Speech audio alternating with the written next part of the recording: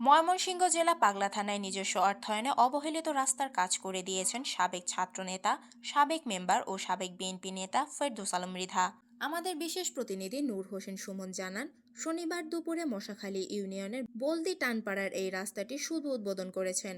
গয়েশপুর, শিবগঞ্জ ও school বাজারের পাকা রাস্তা থেকে বলদি টানপাড়া ফকিরবাড়ি, ব্যাপারী বাড়ি, মোড়লবাড়ি, বলদি নামাপাড়া পাঠানবাড়ি হয়ে গফরগাঁওমুখী যাওয়ার রাস্তায় গিয়ে মিলিত হয়। 2.5 কিলোমিটার রাস্তা কয়েক যুগ অতিবাহিত হয়ে গেলেও কোনো কাজ হয়নি। এলাকাবাসী জানিয়েছেন এই রাস্তাটি একেবারে অবহেলিত ছিল। অতীতে অনেক মেম্বার, চেয়ারম্যান, নেতা হয়েছিল, কিন্তু কেউ কোনো কাজ করেনি।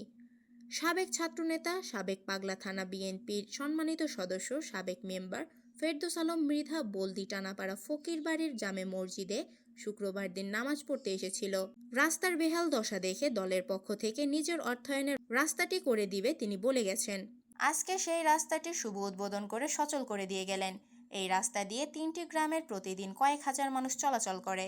মিষ্টি বিতরণ করে রাস্তার কাজের শুভ উদ্বোধন করেছেন। উপস্থিত ছিলেন বিএনপি নেতা আব্দুল কালাম আজাদ, আব্দুস সালাম, সিরাজ ফকির, মতিন ফকির, তাফাজ্জুল ফকির, নুরু ফকির, নতুন ফকির, ইসমাইল হোসেন, সজল, নবী হোসেন, মাসুম, ফাহিম, সাগর, সোহেল, মোসলেম, সুলতান, হীরা ফকির, জহিরুল ইসলাম, কামরুল ইসলাম, শফিকুল, শাহিদ ডাক্তার, আলামিন, আমান, শহীদুল, এলাকার অঙ্গ ও সহযোগী সংগঠন নেতৃবৃন্দ উপস্থিত ছিলেন।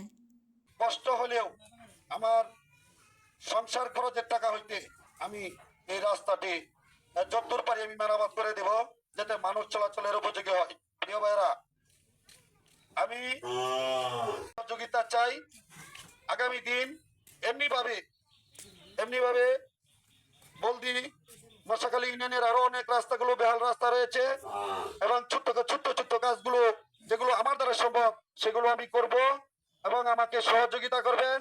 আপনাদের সহযোগিতা চাই।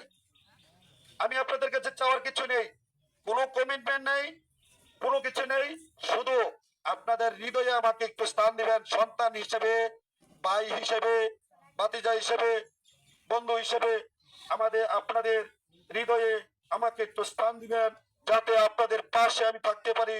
যে কোনো সময় সুখে দুঃখে, ঝড় বৃষ্টিতে আমি আপনাদের পাশে থাকবো ইনশাল্লাহ। চাঁদাবাজ, সন্ত্রাস, লুটতরাজ এবং মাদক ব্যবসায়ী, মাদকখোর সমাজ থেকে যাতে নির্মূল হয়, এই রাষ্ট্রটা আমাদের, দেশটা আমাদের, এই দেশটাকে সুন্দর করতে হবে আমাদের সকলের প্রচেষ্টায়, এবং যাতে করে সাধারণ মানুষের জান মাল তাদের নিরাপত্তা দেওয়াই রাজনীতিবিদদের কাজ। এবং আমি সহযোগিতা কেমন আছে, আমি আজকের মতো আমার বক্তব্য এখানে শেষ করছি। খুদা হাফেজ। বাংলাদেশ জিন্দাবাদ, বাংলাদেশ জাতীয়তাবাদী দল জিন্দাবাদ, এবং খালেদা জিয়া জিন্দাবাদ, জনাব তারেক রহমান জিন্দাবাদ, শহীদ রাষ্ট্রপতি অমর হোক। সকলকে ধন্যবাদ। আসসালামু আলাইকুম।